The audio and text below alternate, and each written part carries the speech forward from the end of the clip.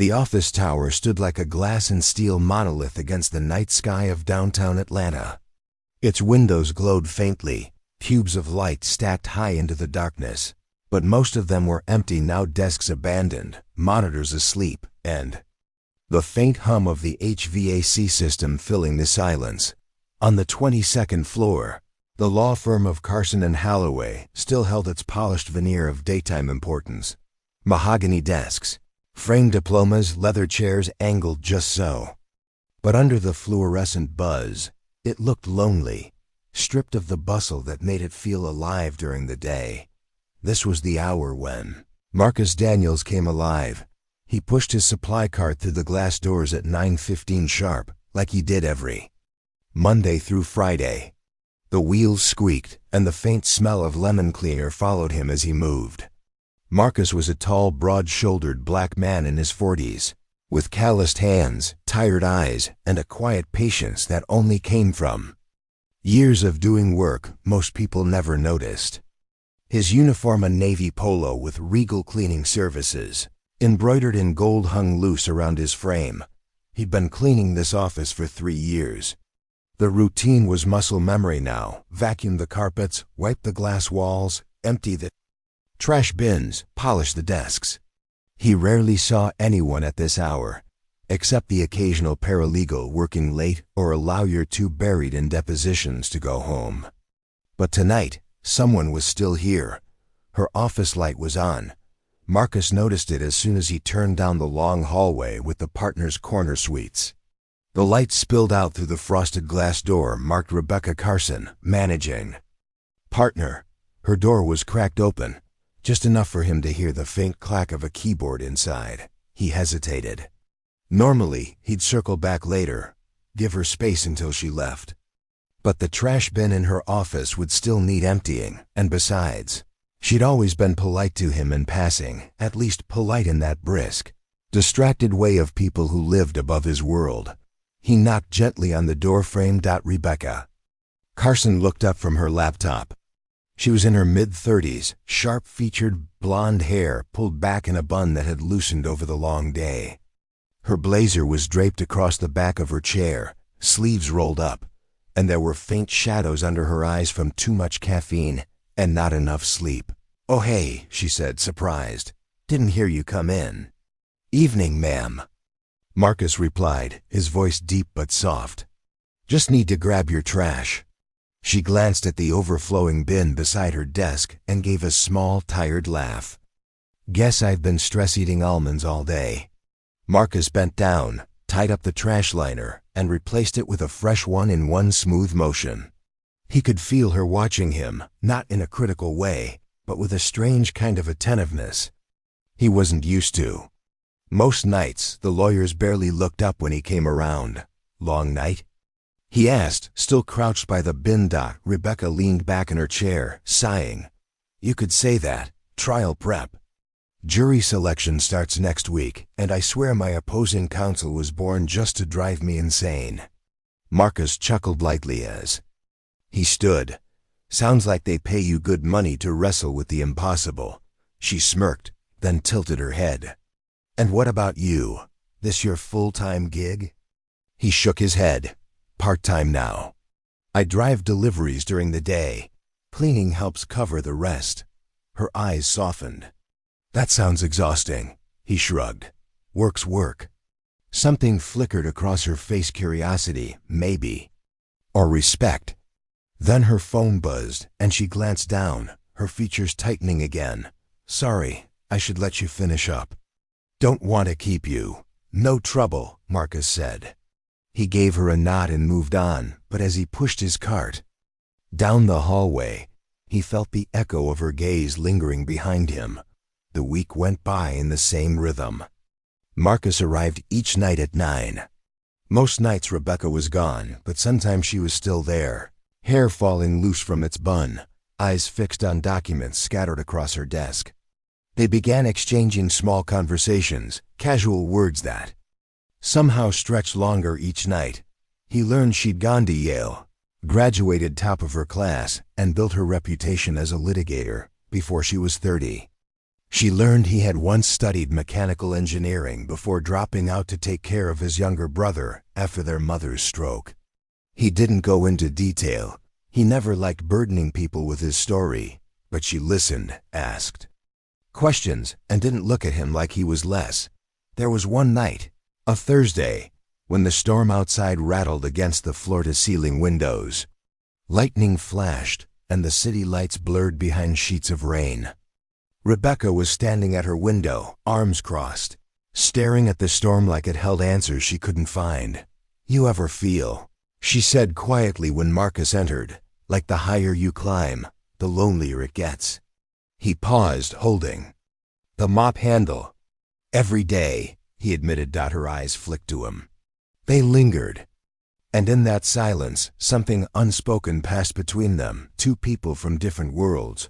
But somehow, in that moment, standing on the same ground, Friday night came heavy with fatigue.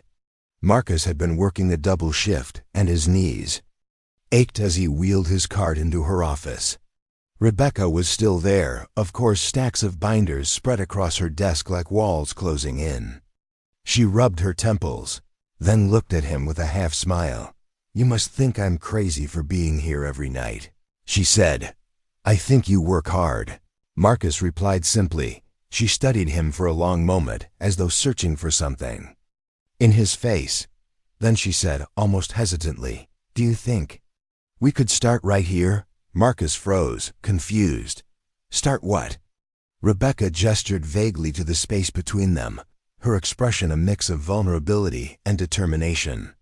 "I don't know, something different, something outside of all this." Her voice trailed off, and the weight of her words hung in the quiet hum of the office. Marcus stood still, the mop handle still in his grip, his heart thudding louder than he expected. The storm outside had stopped. But inside, something else was just beginning. Marcus didn't answer right away. Her words had hit him sideways, not because he didn't understand them, but because he understood them too well. He'd felt something shifting between them over the past few weeks, something subtle but undeniable. The long looks, the questions that went beyond small talk, the way her voice softened when she spoke to him, like she was letting her guard down in ways she probably never did with anyone else in this building. But start right here? Rebecca must have realized how it sounded, because she flushed and backpedaled slightly, brushing a loose strand of hair from her face. "I mean, maybe it's crazy. Maybe I'm just tired and talking nonsense. Forget I said anything." Marcus finally set the mop aside. His voice was steady, but there was something underneath it. "You're not talking nonsense." She looked at him, eyes wide, almost as if she wanted him to prove her wrong. "You sure you know what you're saying?" he asked, careful now, because he knew how easily the ground between them could crumble. "This ain't a little thing." "I know," she said softly. "But maybe it's the only thing that's felt real in a long time." Her confession landed heavy between them. Marcus felt his chest tighten, not out of fear, but out of the weight of possibility. He had lived his life keeping lines clear, bosses and employees, the people in offices and the people who cleaned them, those who climbed ladders and those who held them steady. And here she was, blurring all of that with one vulnerable question. He let out a slow breath. "Let's take it one step at a time." Something like relief washed across her face. She gave the smallest nod, as if he had just thrown her a lifeline in a storm. The days that followed felt different. Their conversations grew longer, their laughter easier. Marcus noticed details he'd ignored before, how Rebecca's eyes crinkled at the corners when she smiled, how she absent-mindedly tapped a pen against her lip when thinking, how she always remembered to ask him about his day, even when she was buried in work. But alongside the warmth, tension lurked out. One evening, Rebecca invited him to sit for a moment. She had poured 2 cups of coffee, one slid across her desk toward him, the other in her hands. He hesitated before sitting in the leather chair opposite her. "Marcus," she began almost cautiously, "if people knew we were talking like this, do you think it would be a problem?" He leaned back, rubbing a hand over his jaw. Depends what you mean by problem, I mean. She lowered her voice, though the office was empty. This firm, this whole world I live in, it's built on image. Everything is about perception. They'd look at us and... She trailed off, as if the end of that thought was too dangerous to voice aloud. Marcus met her gaze steadily. They'd look at us and see something. They don't understand. Maybe something they don't like. Exactly, she whispered. And I don't want to hurt your reputation or put you in an impossible position. He chuckled, but it wasn't bitter. Rebecca, I clean floors for a living. Ain't a whole lot of reputation to protect. Her face twisted with guilt. Don't say that. You deserve more than that. You're... Careful now, he interrupted gently, though there was a sharpness in his eyes. Don't confuse who I am with what I do. I know my worth. Always have. The firmness in his tone stunned her into silence. After a long pause, she nodded slowly. You're right. I didn't mean it like that. I know. He sipped his coffee, the bitterness grounding him. But listen, if this is gonna be anything real, we can't be afraid of how it looks. Either it's real or it ain't. She studied him, then whispered, it's real. Yet reality had a way of testing words. It wasn't long before people started noticing. The security guard downstairs, an older man named Frank, raised his eyebrows when Marcus lingered a little longer on the 22nd floor. A paralegal mentioned to Rebecca in passing that the cleaning guy seemed awfully chatty with her lately. These were small things, whispers, but they carried weight. One night, Marcus was pushing his cart toward the elevator when he heard voices echoing from the conference room. Two junior associates laughing, oblivious to his presence. You seen Carson with the janitor? One of them said. No way. You're kidding. I swear. Walked past her office last night. Dude was in there, sitting down like he belonged. Whole thing looked weird. Man, that's wild. Guess everybody's got their secrets. Their laughter followed him into the elevator. Marcus kept his face calm, but inside, something burned. Not shame, he wasn't ashamed of Rebecca or of himself. But the way they talked, the way they reduced him to just the janitor, made him ache for a world that never seemed ready to see beyond uniforms and paychecks. Rebecca felt it too. One evening, as she packed her briefcase, she muttered under her breath, they're starting to talk. Marcus was wiping down her desk. He glanced up. So what? Let him talk, she bit her lip. You don't understand. I've spent my whole career proving I deserve this seat at the table, that I'm not too young, not too inexperienced, not just here because my father was a judge. I can't let gossip tear that apart. And you think me being here with you does that? Her silence said enough. Marcus straightened, cloth still in his hand. His voice was low, steady, but it cut through the air like steel. Rebecca, if you're ashamed of me, say that. Don't hide behind other people's whispers. Her eyes filled, not with anger, but with anguish. I'm not ashamed of you. God, Marcus, don't you get it? You're the only person I can breathe around. That scares me. For a long moment, neither spoke. Then Marcus set the cloth down and stepped closer, his presence grounding her storm. Then don't let fear decide for you. The tipping point came sooner than either expected. Rebecca's firm hosted a charity gala at a downtown hotel. Black tie, champagne flutes, the works. Marcus wasn't supposed to be there, but fate had a sense of irony. Regal Cleaning Services had been contracted to tidy up during the event, and Marcus drew the shift. He spotted her across the ballroom, elegant in a navy gown, hair swept back. Laughter practiced but not quite reaching her eyes. She spotted him too, in his black polo and work slacks, pushing a cart of linens through the side of the room. Their eyes met only for a moment, but the air thickened between them. One of her colleagues noticed. Who's that? They asked, nodding toward Marcus. Rebecca hesitated. Every instinct told her to brush it off, to say he was staff and leave. It at that, but something inside her rebelled. She lifted her chin, her voice clear. "His name's Marcus. He's someone I know."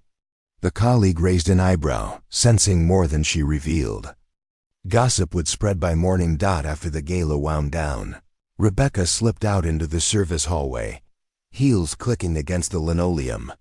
Marcus was there, stacking supplies. "You didn't have to say that," he murmured when she approached. "Yes, I did," she replied firmly. Then, after a pause, "I'm tired of hiding." Her admission was like striking a match in a room full of gas.